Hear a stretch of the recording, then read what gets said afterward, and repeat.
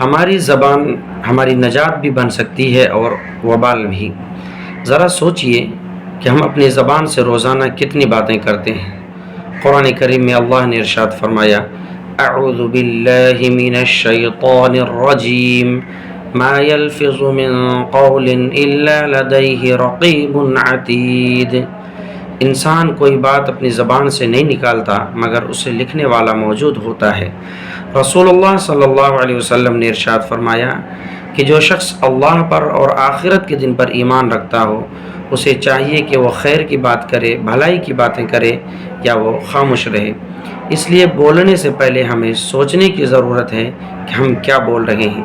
کیا اللہ کو یہ پسند ہوگی کہ ہم اپنی زبان سے جھوٹ بولیں، غیبت کریں، چغلی کریں یا دل آزاری کریں، پھر اسی زبان سے ہم نصیحت کریں، ذکر الہی کریں؟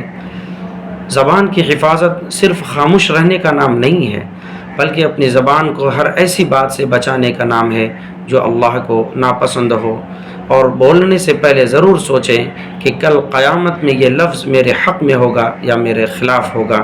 اللہ ہماری زبان کی حفاظت فرمائے، آمین۔